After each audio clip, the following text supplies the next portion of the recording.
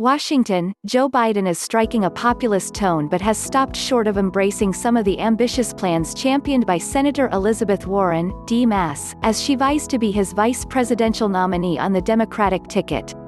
Appearing on CNBC on Friday, Biden was asked about Warren's push to halt big mergers during the coronavirus pandemic and said he's not going to make a blanket judgment on that right now. "Well, I think that what we should do is we should take hard looks at it, real hard looks, and decide whether or not it's likely to increase competition or reduce competition," he said. He added that he'd ask antitrust officials to scrutinize whether or not the mergers in question increase the prospect of growth, increase the prospect of competition, increase the prospect of employment, or not. Asked if he favors Warren's proposed breakup of Amazon, the apparent Democratic presidential nominee's response mirrored her disenchantment with the company without endorsing her policy. "I think Amazon should start paying their taxes," he said. Number 2, I think that companies should be in a position where they start paying their employees a decent wage and protect their employees. Biden's remarks reveal an attempt to tap into rising economic anxieties with populist language that is often associated with Warren and other progressives. But they also demonstrate the tension between his comparably moderate tendencies and the aggressive plans Warren became known for as his Democratic presidential rival. Warren is one of the rumored contenders to be his running mate, a position she has said she'd accept if offered. A person close to Warren said she's grateful that Biden has adopted her bankruptcy plan and that he has been listening to, and supportive of, many of her ideas.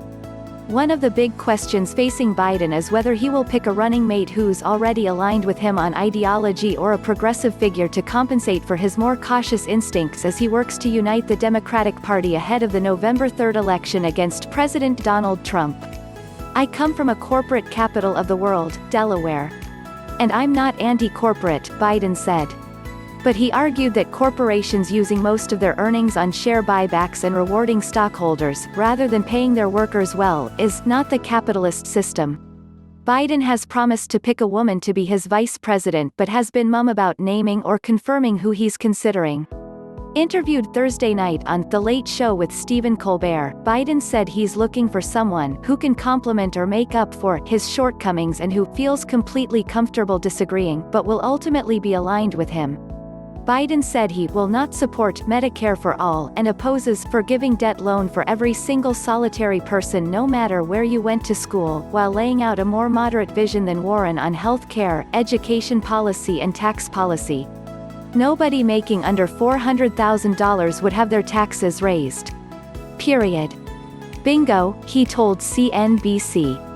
Warren allies argue that the former Harvard Law School professor's deep understanding of economic policy makes her an ideal governing partner for Biden during the coronavirus economic catastrophe and that her populist credentials can help energize progressive voters who are not yet sold on him. Others want Biden to pick a more middle-of-the-road running mate to solidify his support among moderate and suburban voters who aren't looking for major economic disruption. Women who are getting buzz include Sens. Kamala Harris, D. Califf, and Amy Klobuchar, D. Min. Two fellow rivals for the 2020 Democratic nomination, as well as Michigan Governor Gretchen Whitmer, Stacey Abrams and Representative Val Demings, D. Florida. Brian Riedel, an economist at the conservative Manhattan Institute and former advisor to Senator Rob Portman, R. Ohio, said Biden's remarks sound like an attempt to maintain some distance with progressives like Senator Bernie Sanders, IVT, and Warren. Biden is rejecting the aggressive economic populism of Sanders and Warren and instead focusing on providing benefits and looking safe for the professional, upper-middle-class base that Democrats increasingly rely on, he said. He is pushing corporations and the rich as more of a traditional Democrat, while avoiding the wealth taxes or extreme regulatory actions. From Yahoo!